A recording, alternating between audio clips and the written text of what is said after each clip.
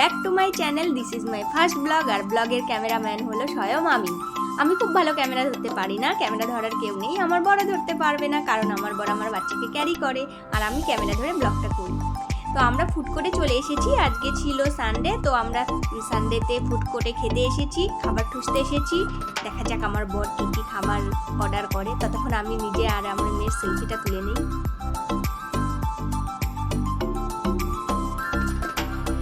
Tan আমার তো খাবার চলে এসেছে। আমার বর অনেক কিছু অর্ডার করেছে, আজকে ছুটির দিন আমাকে নিয়ে এসেছে মলে, অনেক কিছু খাবার অর্ডার করেছে। যেমন আমার বর এখানে KFC অর্ডার করেছে, ও নিজে KFCটা খাবে, আমি এখানে KFCটা কমই খাবো। সাথে কোল্ড ড্রিঙ্কসও আছে, ও কোল্ড ড্রিঙ্কস খেতে খুব ভালোবাসে, তাই কোল্ড ড্রিঙ্কসও আছে।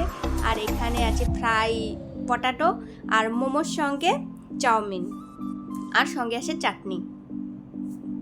আর পাশে যারা বসে আছে দেখতে পাচ্ছেন, ওরা সিট পাচ্ছিল না জন্য আমাদের সঙ্গে বসে পড়েছে, তো আমি আর কিছু বলিনি, বসতেই পারে।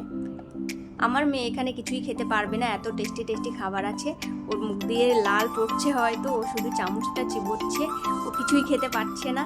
আমার খুব কষ্ট হয় যখন আমরা বাইরে কিছু খাই আর আমার মেয়ে খেতে পারে না, তো যেগুলো একটু মশলা ছাড়া বা কিছু সিম্পল সেটাকে একটুখানি করে দিই যেন ওর কষ্ট না লাগে আর কি। তো ওকে আমি পটাটোটা দিয়েছি, ফ্রাই পটাটোটা, ওটাই ও নিয়ে সময় কাটাবে। আর এখানে আমাকে দিয়েছে ফ্রাই মোমোটা খেতে সত্যি অসাধারণ ছিল। চাউমিনটা আমার সত্যি কথা বলতে খুব ভালো লাগেনি, কিন্তু আমার মোমোটা খুবই ভালো লেগেছে। পুরো মোমোটা আমি খেয়ে নিয়েছি, আমার বর আমার দিকে শুধু তাকিয়ে আছে, তবে ওকেও আমি দিয়েছি দুটো।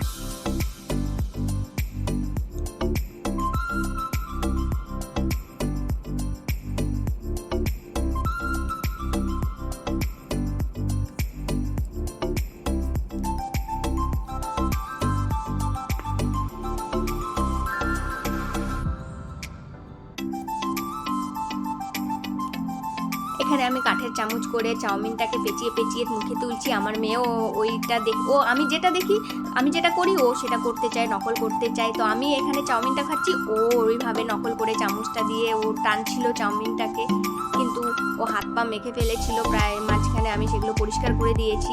আর এখানে তো আমি মাংসটা খেতে প্রায় আমার দম আটকে গেছে, আমি KFCটা অতটা বেশি খেতে পারি না, আমার মোমোটাই ইনাফ আছে, মোমোটাই আমার ভালো লাগে। আর চাউমিনটা আমি বেশি খেতে পারিনি, চাউমিনটাও একটু বেশি স্পাইসি ছিল, আমার মুখ জ্বলে গেছে।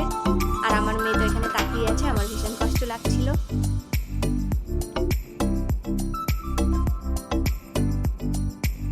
আমরা খাবার ফিনিশ করে তারপর আমরা বেরিয়ে পড়েছি বাড়ির দিকে। আর যেহেতু সানডে আর পয়লা বৈশাখের সব প্রস্তুতি চলছিল, আর গোটা রাস্তাঘাট সব চকমক চকমক করছিল, পুরো গাছগুলোতে লাইটিং করে দিয়েছে, খুব সুন্দর লাগছিল। ওয়াও! ঠিক আছে, আবার নেক্সট কোনো ব্লগে দেখা হবে। টাটা, বাই বাই, ভালো থাকবেন গাইস।